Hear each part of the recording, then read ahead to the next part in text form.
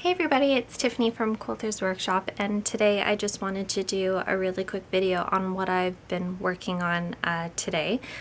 So for those of you who don't follow Rob from the account Man Sewing, he has a YouTube channel and an Instagram page that he posts to quite frequently, and he posts all kinds of things about what he's working on and some tutorials and stuff like that. And recently he posted a strip jelly roll quilt that was color gradient and sort of like a rainbow, and when I saw it I thought to myself that I have a jelly roll that is just solid colors, every shade of the rainbow kind of thing, that I have somewhere that I never used for anything and I probably will never use. It's just one of those things that you get and you're not really sure what to do with because it just looks so pretty. So anyway, this is what I'm working on right now. So I forget exactly how many strips it came with. There were a couple that I didn't want to use, but anyway, so that's the top of it. Starts with like a brown and a dark red and goes into pink and orange and yellow and green, and now I'm working on the blues. And then as you can see here, I have a couple more blues and then it goes into some purple ones that I'm gonna keep adding on. I just think that it's really satisfying to look at. I just really like the colors. And I'll link all of his stuff down below too so that you can see what he did, because these strips are 2.5 inches. For those of you who don't know, that's usually the standard size of a jelly roll. But in his Quilt As You Go tutorial that he has on YouTube, he actually cut them in half so that he could play with the color variation a little bit. So I'm not really sure. For right now, I'm just sort of sewing them all together one strip at a time, just pretty much the way that they came in the roll actually.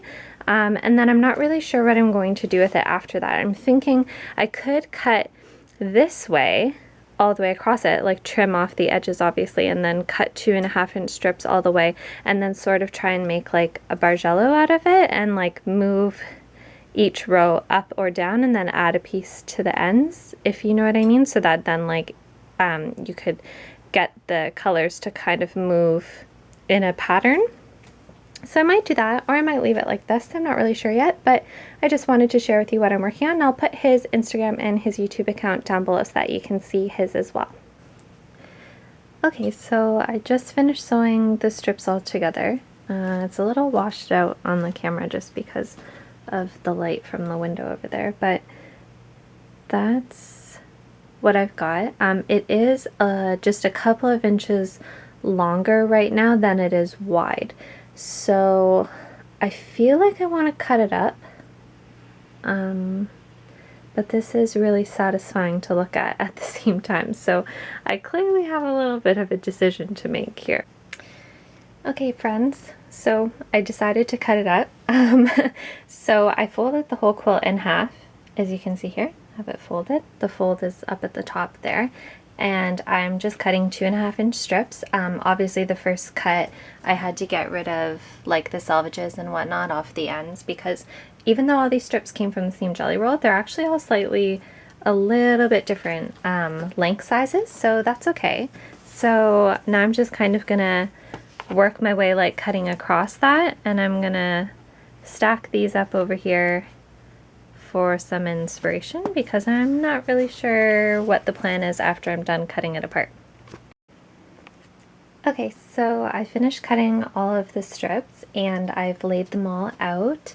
Now, as you can see, there's this giant triangle that's missing squares right now, and that's because, for example, on the first 2 rows where you want to line them up like this, like the brown one starting next to the dark red, what I need to do is I need to take this square right here, this purple one at the very end, and I need to just seam rip that off and put that back at the top at the beginning, and then those rows will join together. And then obviously as it goes down like that, on the next row there will be 2 squares that need to be sewn to the top, and so on all the way along to get the bottom portion of these strips up to the top so that it helps to create that wave of color.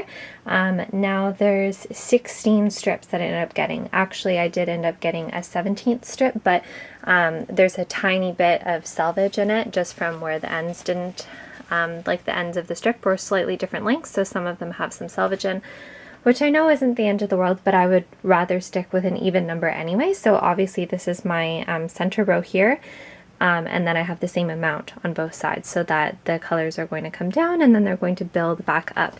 And then obviously the greens and the blues are at the bottom, but then once I remove the excess squares from the bottom to make this all a straight line, some of the blues will be up at the top as well. So I'm really excited now. I think it looks a lot better than just the ordinary strips.